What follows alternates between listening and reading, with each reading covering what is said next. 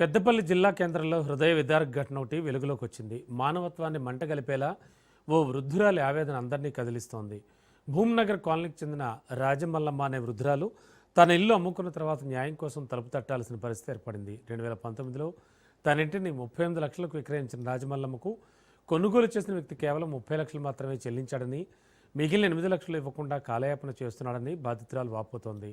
డబ్బులు అడిగినందుకు గుర్తు తెలియని వ్యక్తులను పంపించి ఇంటి సామాను బయటపడేసి బంగారు గొలుసును కూడా తీసుకెళ్లారని కన్నీటి పరిమితం అవుతోంది. తన వయసును కూడా లెక్క చేయకుండా ఇలా వేధించడం అన్యాయం అంటూ తనకు న్యాయం చేయాలని అధికారులను వేడుకుంటోంది. ఈ ఘటన స్థానికంగా తీవ్ర కలకలం రేపుతోంది.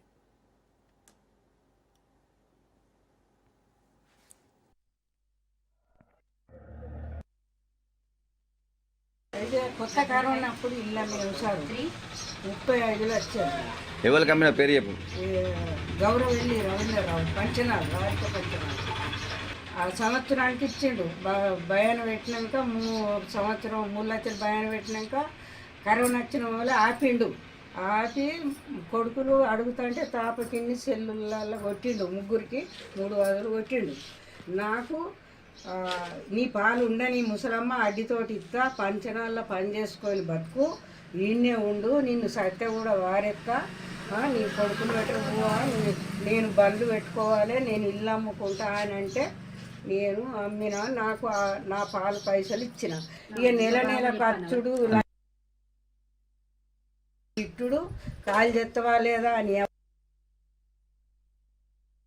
అత్తుడు రోజు ఈడి కాడికి తిట్టుకుంటా ఓడు.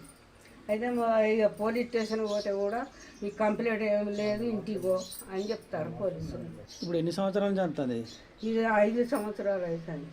ఇప్పుడు మొత్తం డబ్బులన్నీ ముట్టినాయి ఆయనకు? ముట్టలే, నాకు ముట్టకనే ఉన్నా. వాళ్ళు ఏమంటారు, నువ్వు బయటికి పోతే పైసలు ఇయ్యడే ముసల్దానా, పైసలు ఇస్తేనే పోయింది అంటాడు. నువ్వు పైసలు చేతిలో పెట్టినాక ఒమ్మంటే నేను ఇంట్లో ఉన్నా సారు. గద్దెల మీద ఎందుకు కూర్చుంటాను? నాదే ముచ్చట, ఏం మాట్లాడుతున్నా నాదే ముచ్చట నా వాటిది. నేను ఇంట్లోకి పోయి వచ్చేవరకే ముసలమ్మ గిన్నె కూర్చున్నది. ముసలమ్మ ఇతలు ఉండగానే తాళంబాలు కొట్టిరు, అన్నీ తెచ్చి ఇతల వారేసిరు. మొత్తుకుంటా అంటే కూడా నువ్వు లేదు. వాళ్ళు పారేయకురా, అది ముట్టకురా, ఇది ముట్టకురా అన్న కొద్ది ఇస్తారు, పారేస్తారు,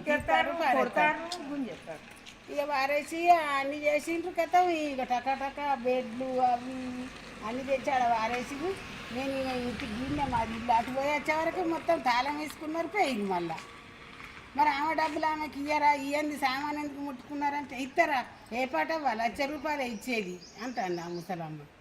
మేము కొని